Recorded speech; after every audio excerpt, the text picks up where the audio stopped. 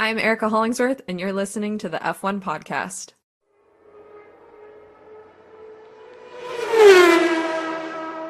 What's up, everyone? It is Richie here from the F1 Podcast, Season 5, Episode 5. And I'm here with Andrew, or should I say, Sumimasen, Konbenwa, Genki desu ka, Watashi wa Jonathan to Andrew desu. Doisho yoroshiku. Arigatou gozaimasu. Andrew, how are you doing? And I should also introduce from my friend from Japan. This is Pami. We won him in Tokyo. And we're talking the Nihonjin Grand Prix. How are you doing, my man? That was well done, sir. I'm doing okay. uh, Contrary to popular belief, despite this race being at 1:00, I stayed up for the entire time. It watched it from start to finish. Did not sleep during probably what people will dub the most boring race to date of the season.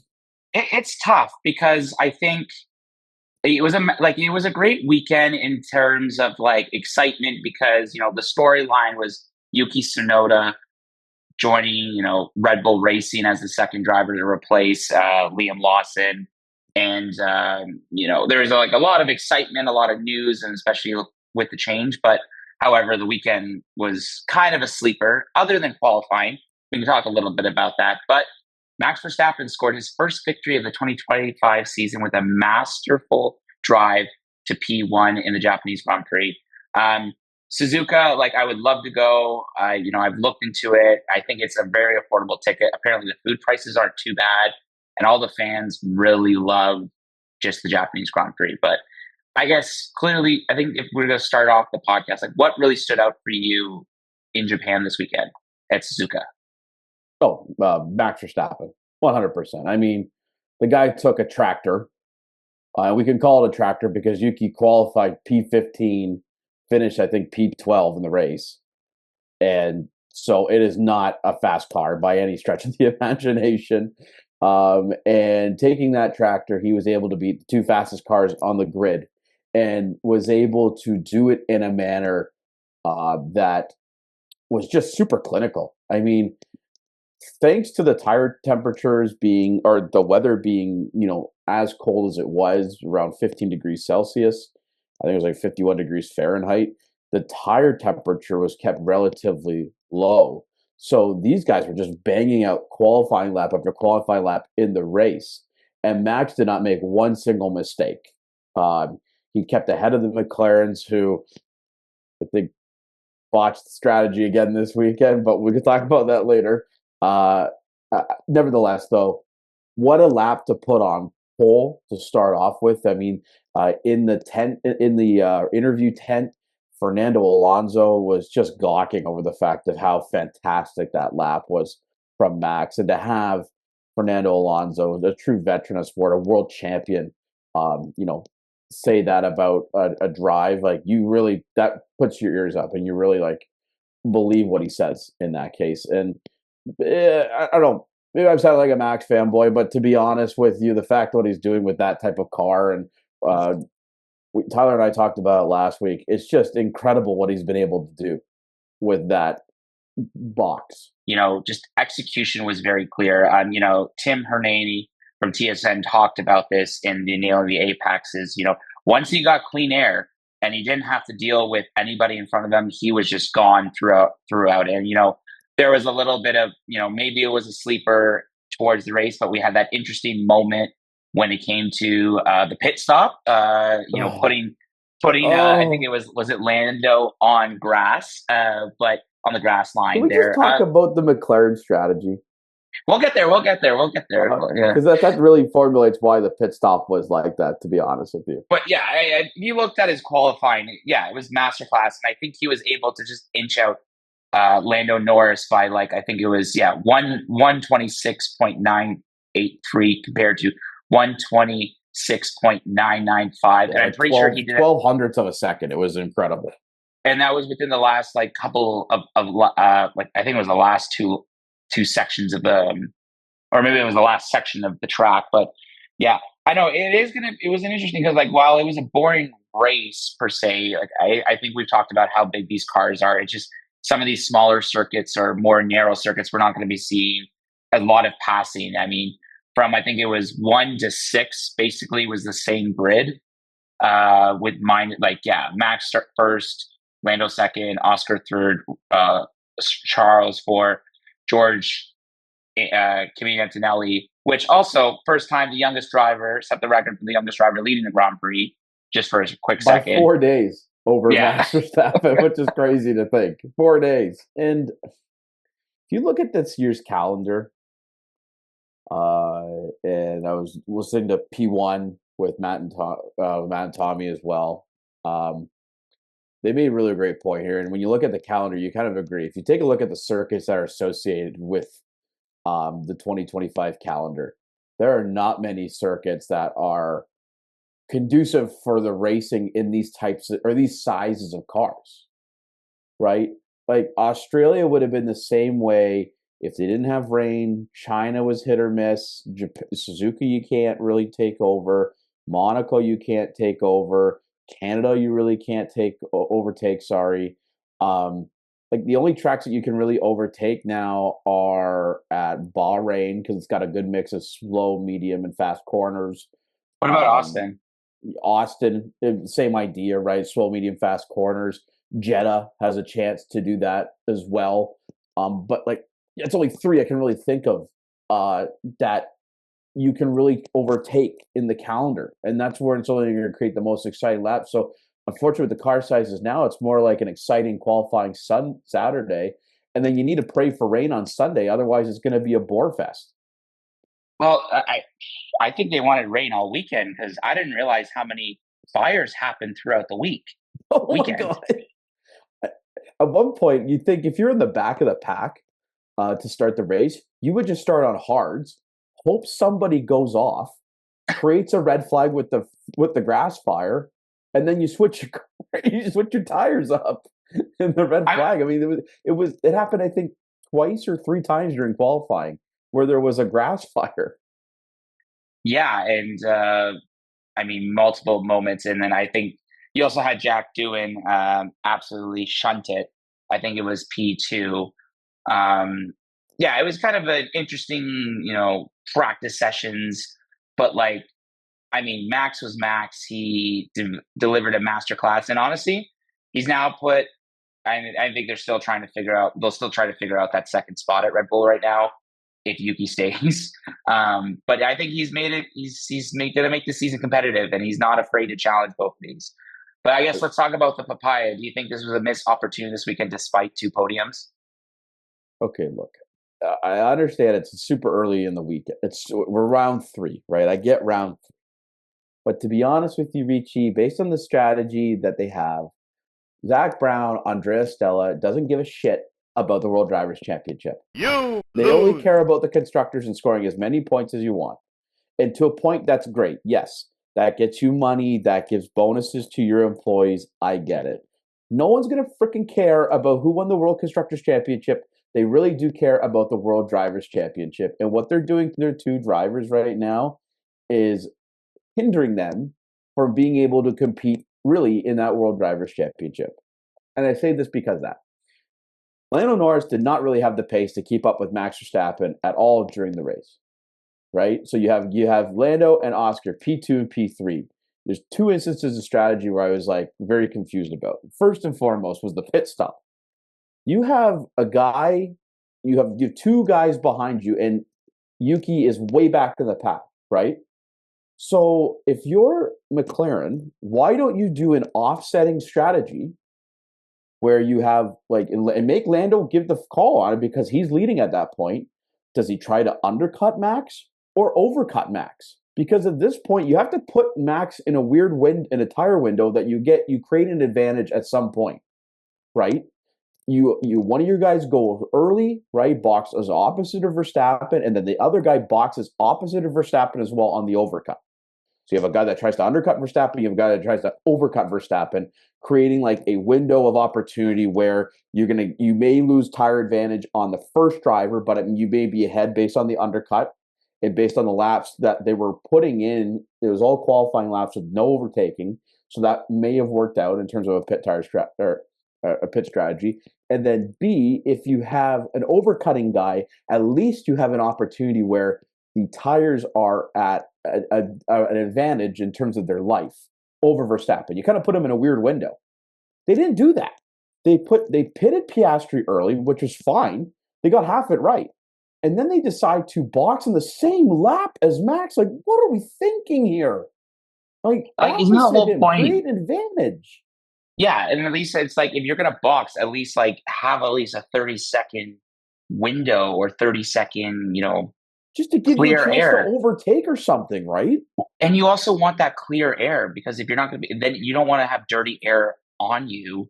Exactly. And then then you have like a race out of the pit lane, and obviously Max is not going to yield because he gets there first. He's entitled to the pit lane exit. So he'll take up all the space and not put Lando on the grass. I mean, it's unfortunate timing on Lando's part, but that's what it is. The thing is that could have been very avoidable if they just pitted Lando a lap later. And who knows? Maybe Lando could overtake Max. And then say Oscar by the end of the pit stop strategy was leading over Lando. Then as a team, you can make the decision to put Lando back in front. Because then at least at that point in the race, Lando was leading ahead of Oscar, had pace. Now let's go towards the end of the race is where I get confused. We have Oscar, who is clearly faster than Lando. I think he was pushing Lando pretty hard behind him in the slipstream, getting incredible speed. And when I hear this bullcrap about how, we have two number one drivers, it's not the car. Why don't you act like then there's two number one drivers and theoretically there's two number two drivers too, Ricci, right? So, and because we're now just at a point where Lando is the golden child and Oscar's the P2 guy at this point. Because why can't you not allow Oscar to pass Lando when Oscar's clearly faster than Lando at this point to try and compete against Max? I think it's also like, and in the event that he doesn't pass him, then it's like, okay, you switch places back and give Lando back P2. It's not hard. There was opportunity, like you said it. There was opportunity that Oscar had that pace, and I think he well-deservedly should have had the opportunity to challenge Max because, like, maybe we would have had a different outcome per se, and like maybe. Like, while they both got on the podium, they still look like they didn't get the job done this weekend, which is like... They did in the constructors' eyes because they got the most amount of points out of the weekend that they can for the constructors. Yeah. But, I mean, this is the whole problem when you have two number one drivers, and you better act like you have two number one drivers and give them both a chance to be able to win the race in that case. Because I do think Oscar could have had a chance to beat Max. And we put on a poll on our story there after the race singing, should McLaren have switched to give Oscar a chance? And 58% of our fans said yes. Oh, damn. So there's obviously a thought process there that's not been employed at McLaren. And it's, I don't know, if I'm a Papaya fan, I'm super frustrated. Because yes, I get that we're going to be winning the Constructors' Championship, but don't you want a driver to win the World Drivers' Championship that's under a McLaren brand? I think that's what people are mad at the most, or we're going to remember the most about each season. Well, I guess like we'll ask the question is to our fans: do you think that McLaren, did they screw up this weekend? Which clearly they did. What is the focus is going to be on for the rest of the year? Like, do they need to really figure this out, or are they just going to say, you know what? Let's give this to Max. Let's just focus on the constructors. I don't know. Again, we talked about this. This is week 3. We're already having these issues. And it's just like, we keep forgetting that it's like, not only that, but now Mercedes is second in the constructors, which is really funny. Like George and, Kimi kind of, they kind of were the sleepers this weekend, per se. But also Isaac Hadjar, like, oh man, he's turned around since Australia, eh? Yeah. I mean, P7 qualifying this week, and he finished his first ever points in Formula One. He's really showcasing off why he's a fantastic driver and should be in Formula One. Should he be the second Red Bull team now? I mean, you got to have some form of consistency in there. Otherwise, it's just going to be a freaking carousel going around. Because right now we have, I believe it's It's McLaren at like 115 points. I think it's Mercedes at 71, 75. 35. And then you have Verstappen.com racing at P3 with 61. Not Red Bull. It's Verstappen.com racing at this point. And then you have Ferrari at 35. And then you have Williams. Hold up 1 second. Williams, Mercedes at P5 of the constructors. Yeah, which I completely thought this was going to be like I thought they were going to be the best of the midfield this year. They were fantastic. Speaking of Williams, Albon hated his engineers this weekend. Oh my goodness! I don't know if you heard some of the radio comms, but he was pissed off. What was exactly the reason why he was pissed off? I think there was some engine settings that they changed on him or changing the upshifts. Anyways, he was super pissed with his guys, and he tried to provide information. They weren't listening. So, yeah, tough, tough weekend for Albon, but it is what it is. Still got points. Still got points. You're probably asking me about Ferrari, right? Well, I didn't know if I wanted to open Pandora's box there, but yes. What about Ferrari there, John? I don't know. I just I should be happy with the B4. I don't think we're there yet.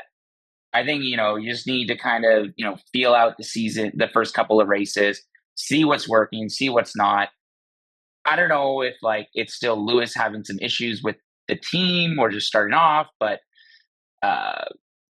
if you want to say Pandora's box, I don't think we got to be realistic. Starting to blame the car, which is not good. Yeah, yeah. Not good at all.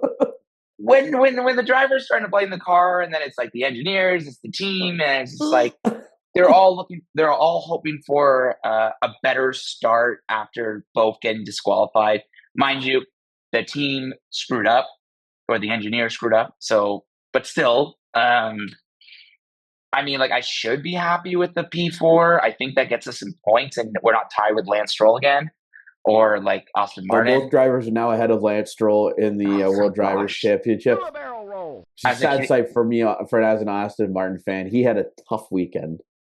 But yeah, I'm confused about Ferrari. It's that maybe it's just because it's a cold weather track. I don't know. Obviously, again, there's so much racing left to go in the season. Yeah. But if you're Hamilton, you're super frustrated right now because the team you just left is miles ahead of you based on the current conditions right now. Correct. And the drivers and the constructors and the drivers, right? They have a better car. So you're also the 18-year-old is out. The 18-year-old outscoring you.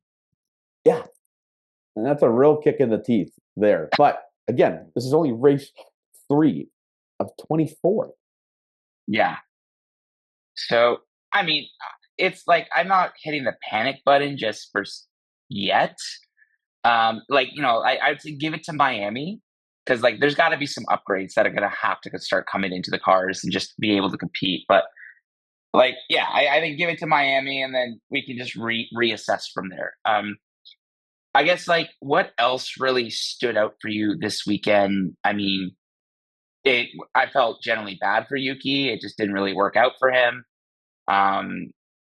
It's okay. I think we need to all just he qualified behind Lawson and he finished out of the points. And as much as we want him to finish in the points / a podium finish this weekend, we gotta really come to reality with this. It's his first race weekend in the Red Bull car. This thing is not easy to drive by any stretch of the imagination.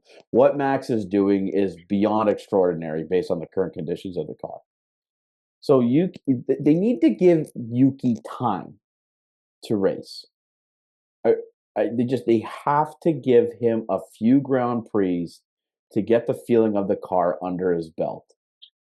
And honestly, a points finish, P10 at this point would be just progress, right? Because they have gotten nothing from the second driver's seat yet after 3 races. But Bahrain, it's a familiar track for Yuki, for everybody. I think he'll feel much better if he can just figure out practice, get a lot of good laps in practice, and just genuinely get a good feeling in that Red Bull. He can score points next weekend. Yeah, and I think I think I talked about this in the earlier, I think it was after Australia.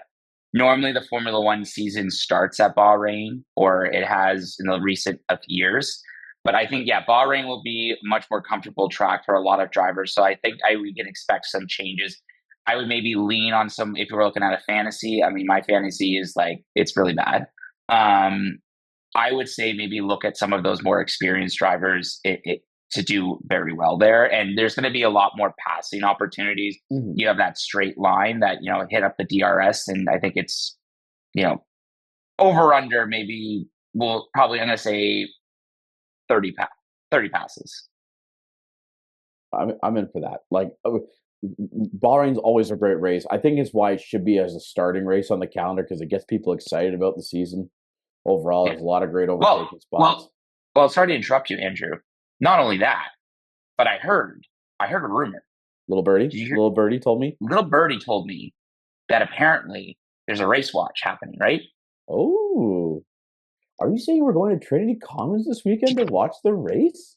Did you say Trinity Commons? Did you say Trinity? I heard Trinity Commons. Did you say Trinity Commons? I heard Trinity Commons. Yeah, you heard it right. We're going to be at Trinity Commons 11 a.m. this Sunday to watch the Bahrain Grand Prix. We got a section full of seats. We need friends. Come hang out with us. Watch it. I think a couple of people from the F1 TO group are going on the Discord. They posted it. And, let's have some fun predictions and let's see what will happen. But yeah, we'll be watching the Grand Prix. We're excited. Tune into that reel maybe sometime tomorrow. Yeah, I think, I don't know, was there any last kind of feelings that we had about the Japanese Grand Prix other than we need to go next year? I think people need to give Suzuka a chance with the 2026 regulations. Cars are going to be smaller. Active Aero is going to be different. I think it'll be better for racing. I hope it's better for racing next season. But F1's going to become into a problem where if they just don't shrink the size of the car, these older style courses aren't going to survive from a fan perspective. Yeah. And I mean, look, viewer, I think it was a 200 and something thousand people or 280,000. Apparently Suzuka in the early 2000s used to get 300,000 viewers. So while it's still a very popular weekend, but I wouldn't say that the viewership's going to die down, but yeah. So 2005 had 266,000. Apparently in 2002, 2003, they had upwards of 326,000 people watching the race. Okay. So we're hopeful that viewership can get up, and I think the 2026 cars will do that. Do we want to provide our predictions of Bahrain, or should we wait till the reel later in the week? No, I think let's do it. Well, actually, no, we'll do the reel. We'll do the reel. Yeah, let's save it to the reel. We'll save it for the reel. How about this? I was 1 for 3 last week. I had the safety car prediction did not pan out. I was hoping there was rain. There was no rain, so there's no accidents. 2, Yuki did not score points. So I thought he was going to score points in his first race. I said podium, but I did have Verstappen on a podium. Didn't have him winning. I said he won. You had him winning, which is quite impressive. Yeah, I mean, you can't Max Verstappen at Japan. He knows the Nihon it's none of his business. He's won every race since it's been back on the calendar since 2022. So this is his fourth year in a row he's been the Japanese Grand Prix. He's finished on the podium on every race he's raced at Suzuka under Red Bull. 1 year he retired, but otherwise it's been podium finishes. I guess any last thoughts? So we wrap up this episode. Congratulations to Fernando Alonso for finishing his first race of the 2025 season. Unbelievable campaign starter for him. 2 double DNFs to start the season off, but finished the race to score 20 points. But he finished the race. We take our victories where we can. This is Richie. That's Andrew. This is our recap of the Japanese Grand Prix. Lot to dissect going into Bahrain this weekend. How will teams rebound? Will Lando and Oscar and McLaren figure out a better strategy to dealing Max Verstappen? Now that we're going on a track which a lot more drivers are going to be more favorable or are going to be well known, how are they going to do? Can Ferrari bounce back? Could we see maybe Kimi Antonelli on the podium? Time will tell, but tune into next week while we'll cover the 2025 Bahrain Grand Prix. And thank you all for all your support, and we'll see you at Trinity Commons on Thursday. Sorry, not on Thursday, on Sunday. You can tell it's a late episode, and tune in to next week. And thanks for your support.